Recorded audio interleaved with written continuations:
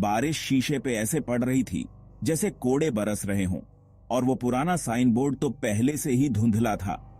Harbinger general hospital, स्थापित 1888।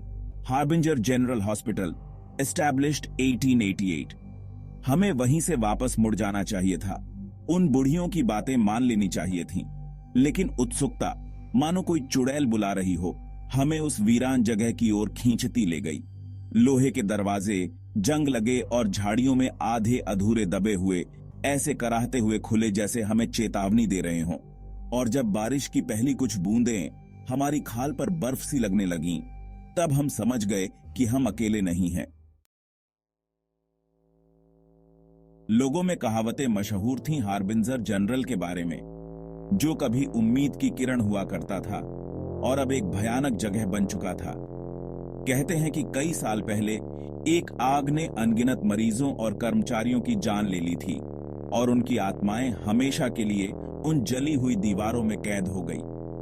अंदर कदम रखते ही हवा भारी होने लगी, सदियों पुरानी धूल और एक अकल्पनीय दुहक का बोझ लिए हुए। हर कदम की गूंज उस भयानक खामोशी में गूंजती थी, जो उस कोलाहल से बिल्कुल अलग थी जो कभी यहां रहा होगा।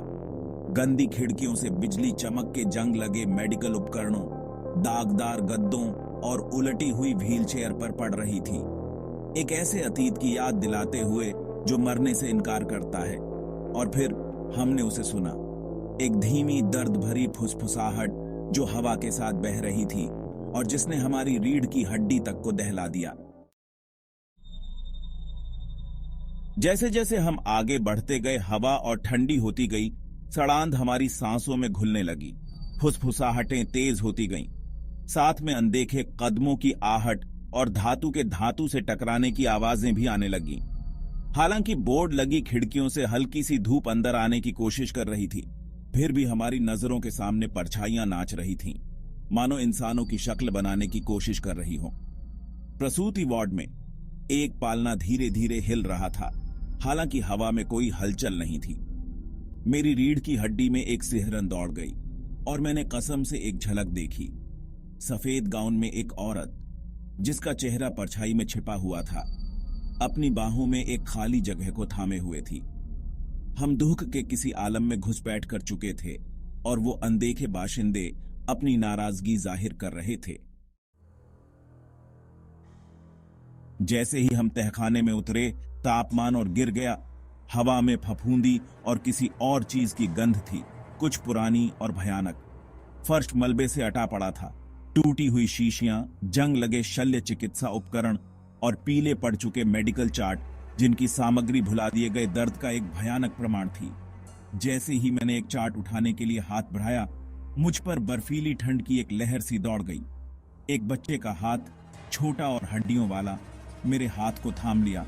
उसके स्पर्श ने मुझे बुरी तरह डरा दिया। मैं पीछे हट गया। मेरा दिल मेरी पसलियों से टकराने लगा, लेकिन वह हाथ एक पल के लिए रुका रहा। दर्द और डर की एक भूतिया गूंज। हम अपनी इस दहशत में अकेले नहीं थे। हमारे ऊपर दहशत का साया छा गया। हम भागे। विशाल खालीपन में हमारे कदमों की गूंज गूंज रही थी। हर मोड़ पर एक और भयावह दृश्य दिखाई दे रहा था।